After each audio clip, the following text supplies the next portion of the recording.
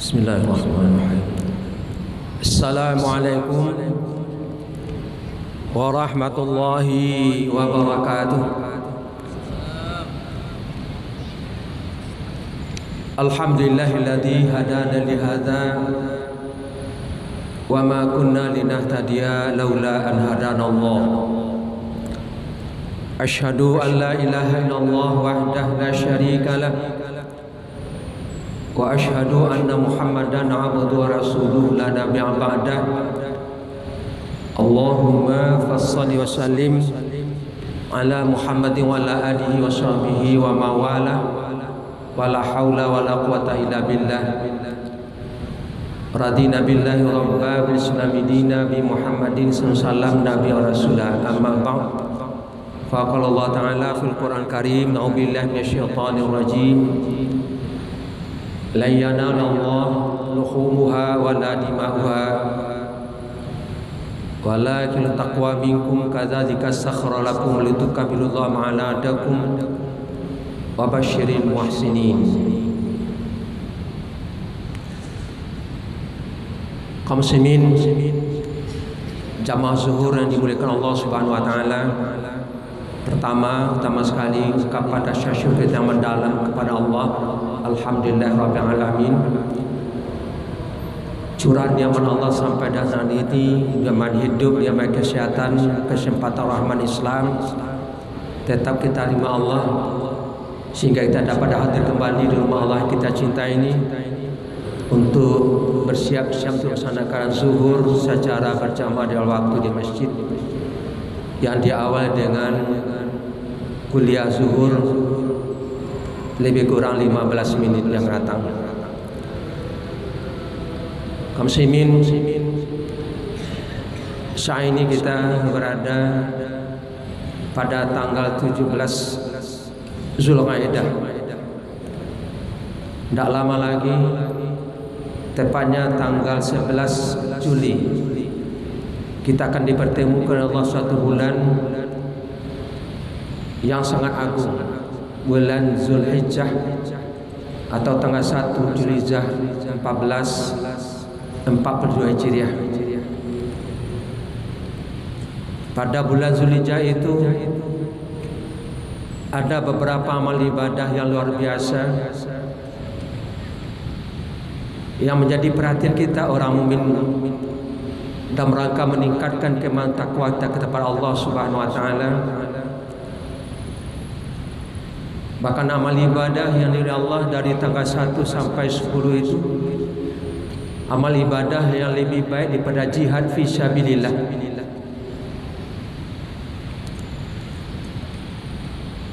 Di antara amal ibadah itu ada yang dinamakan udhiyah, yaitu melakukan penyembelihan menumpahkan darah pada hari nahar. Maka bagaimana tuntunan Rasulullah bagi peserta udhiyah atau peserta korban agar ibadah udhiyah, ibadah korban itu diterima oleh Allah sempurna dan mendapat ganjaran yang lebih besar. Yang harus diperhatikan, ada ulama mengatakan adab-adab kurban, ada merupakan syarat-syarat setiap peserta kurban. Apapun namanya, ibadah yang sempurna itu adalah ittiba'ur rasul, mengikuti pada apa yang dituntunkan oleh Rasulullah sallallahu alaihi wasallam.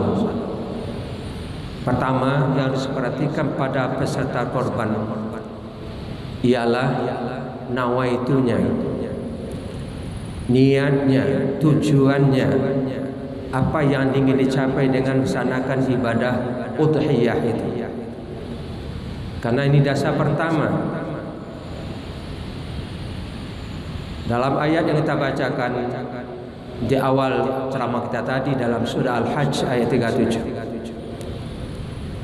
sekali-kali tidak sampai kepada Allah daging dan darah korban yang kamu tumpahkan pada hari nahar itu, tapi yang sampai kepada Allah ialah ketakwaan daripada masing kamu.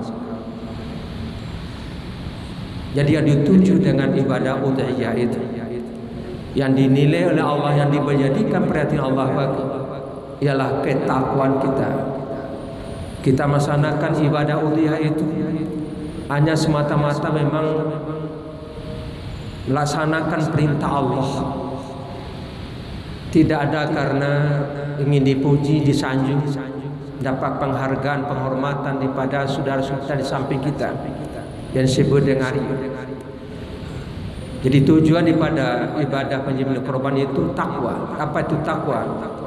Ulama mengatakan secara singkat, siap siaga. Takwa siap melaksanakan apa saja diperintah Allah, baik yang ringan maupun yang berat. Apapun diperintah Allah disambut dengan sami'na wa ta'na. Yang kedua, siap daripada waspada. Jadi siap siaga atau siaga terhadap musuh buyutan kita yang selalu menghalang-halang kita daripada mentaati perintah Allah, yaitu syaitanur rajim. Takwa yang diharapkan dalam ayat itu ialah takwa yang dicontohkan Nabi Ibrahim alaihissalam.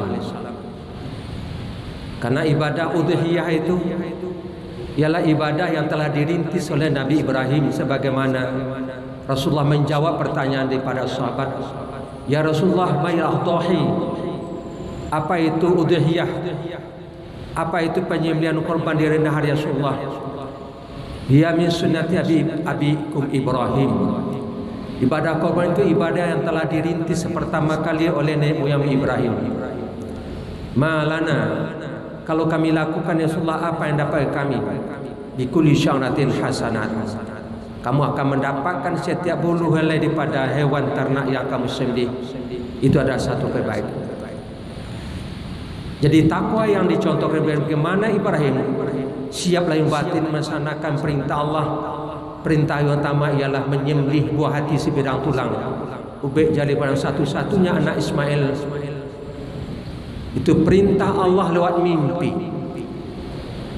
Jadi Ibrahim pada malam yang ke-8, 9, 10, 3 malam dalam riwayat Nabi itu Ibrahim dimintakan oleh Allah, Ibrahim sembelihlah satu-satunya anakmu Ibrahim, anakmu Ismail. Pada malam ke-8 itu Ibrahim tidak langsung menyembelih. Nabi Ibrahim berenung, menghayati apakah diperintah datang dari Allah atau dari syaitan.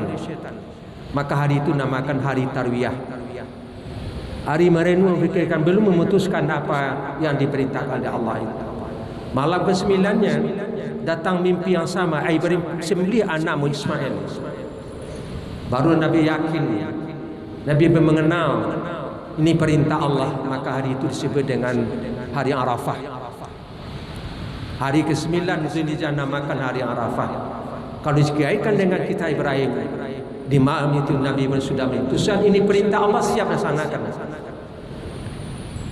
Dan dilaksanakan itu hari ke-10.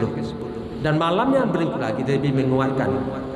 Namun Ibrahim tidak langsung melaksanakan menyembelih anaknya Ismail ketika di sana tidur. Tapi Ibrahim meminta kepada anaknya atau mengajak anaknya musyawarah.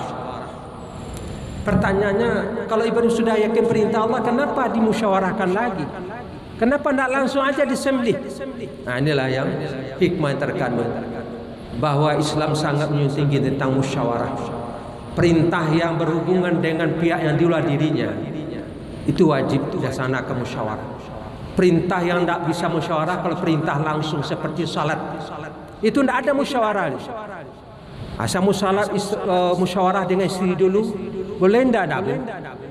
Tapi kalau perintah yang berhubungan dengan pihak lain, maka dalam surat Ibrahim, dalam surah As-Saffat itu, Ibrahim ajak anaknya musyawarah. Walaupun sudah yakini perintah Allah, dimusyawarahkan dulu. Diminta pendapat anak dulu. Ya bunayya, ini arafil manam an yadum fanzur maza tara. Wahai anakku tercinta, wahai apa kiranya ayah? Aku diperintah oleh Allah lewat mimpi menyembelih dirimu sendiri. Aku sendiri akan menyembelihmu, wahai anakku. Fanzur maza tara. Bagaimana pendapatmu? Bagaimana sikapmu? Yakinkah engkau perintah Allah dan siap engkau aku sembelih? Itu merupakan ajak musyawarah yang tadi. Apa jawaban Ismail? Langsung Ismail menjawab, ya abati, wahai bapakku tercinta, aku yakin wahai apa yang ia katakan benar, ini itu perintah Allah. If'al ma tumar. Kalau perintah Allah wahai ayah, laksanakan, eksekusilah aku, sembelihlah aku, karena perintah Allah. Sataju insyaallah misalnya. Ayah jangan ragu dari aku yang sabar. Apa sabar? Siap menerima perintah Allah. Itu yang sabar ya. Tidak ada keraguan sedikit pun juga. Kaum muslimin, itu yang takwa. Kemudian apakah Ibrahim melaksanakan perintah Allah mulus? Tidak. Diganggu oleh syaitan. Syaitan dari muka, belakang, kiri, kanan. Bagaimana perintah Allah gagal? Dia datang dulu kepada Siti Hajar. Siti Hajar juga sudah tahu, karena Ibrahim juga lebih musyawarah. Walaupun tidak disebutkan Al-Quran, juga sudah menyampaikan kepada Siti Hajar bahwa ini perintah Allah, kan siap sana. Syaitan ingin menggagalkan. Dia datang dulu kepada yang dianggap lemah. Kalau seorang istri yang dapat dikendalikan, mustahil ini perintah Allah dilaksanakan Ibrahim. Wahai Siti Hajar, kata syaitan iblis, sampai hati engkau membiarkan anakmu disembelih oleh ayah?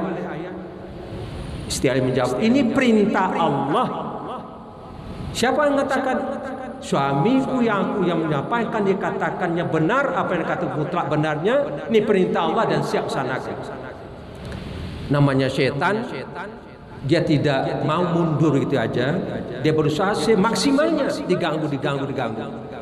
Akhirnya Siti Hajar mensikapi ganggu syaitan ini tidak saja tapi dengan tindakan dilempar dengan batu sampai 7 kali. Baru syaitan itu menghindar. Kemana syaitan lagi? Datang menghadapi Ismail yang sedang menuju Mina. Diganggu dengan singkat cerita apa yang diinginkan oleh dan disampaikan oleh syaitan bila mengganggu Siti Hajar, begitu juga. Wahai Ismail, kau mau engkau dikorbankan oleh ayahmu? Perintah Allah. Itu jawaban sama. Perintah Allah, perintah Allah, tidak ada jawaban lagi. Dan aku siap. Tapi tidak diganggu, juga dilempar dengan batu.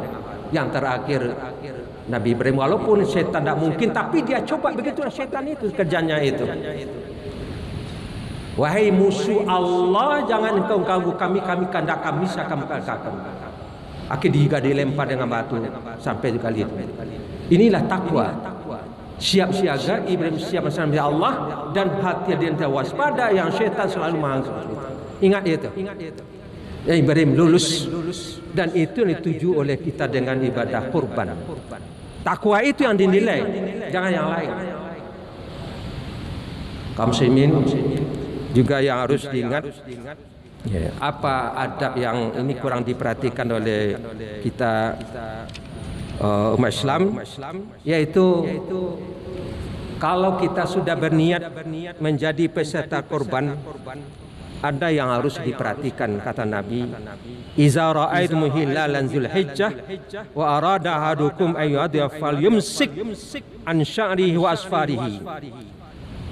Apabila kamu sudah melihat hilal awal Zulhijjah, ingat Zulhijjah besok ini tanggal 11 Juli itu 1 Hijjah. Sudah masuk 1 Hijjah itu, wa arada ahadukum ayyadha, dan seorang kamu sudah berniat, berkeinginan untuk menjadi peserta korban, falyumsik, hendak dia tahan tangannya untuk mencukur rambutnya sya'ri, wasfarih, dan kukunya jangan dipotong. Hadis diriwayatkan oleh Imam Muslim sahih menurut riwayat Hasan Al-Basri. Ini apa namanya? Walaupun dalam hukumnya ini tidak membatalkan kepada kurban kita, menurut Muhammad Al-Fauzan Al-Suhaimin, orang yang melanggarnya orang dikatakan maksiat. Dia berdosa. Ini kadang-kadang kita kan tak berdosa yang tak apa aja lah. Ini sunnah Rasulullah. Ingat, kalau kita menjadi peserta korbannya, tidak bisa tidak. Jadi kenapa? Ini memang Rasulullah tidak mengungkapkan hanya ulama. Kenapa? Diibaratkan kita sedang berpuasa dalam melaksanakan ibadah itu, dalam melaksanakan ibadah umrah. Karena ini berlaku, tidak boleh memotong kuku itu di saat kita umrah, di saat kita memakai pakaian ihram. Jadi ibaratkan begitu ya, seolah kita ini memang dekat dengan Allah dalam beribadah, dan itu dijaga sekali bagi peserta korban. Masuk tanggal 1 Zulhijjah sampai tanggal 10 Zulhijjah tidak boleh dipotong di rambutnya, tidak boleh potong kukunya. Ini sunnah Rasulullah yang menjadi perhatian kita. Memang kita tahu kadang, tapi banyak melanggar. Anda apalah, jangan sampai gitu. Ini kesempurnaan ibadah kita merupakan sunnah Rasulullah. Kalau kita taat ati Allah wa ati Rasul, kena aturan Rasul begitu, kita ikuti. Karena walaupun akal kita apa hubungannya? Saya berkorban dengan memotong kuku. Memang tidak disebutkan Nabi. Ini memudahkan kita kepatuhan, ketakwaan kita itu. Siap apapun diinginkan oleh Allah Rasul itu. Ini dua yang harus saya sampaikan. Cuma banyak yang lain, tapi karena waktu yang batas kita, mudah-mudahan ibadah korban kita atau ini akan lebih meningkatkan ketakwaan kita kepada Allah, lebih ketaatan kita kepada surah Salam untuk mencapai kehidupan yang begitu di akhir. Wabillahi taufiq hidayah, banyak maaf. Assalamualaikum warahmatullahi wabarakatuh.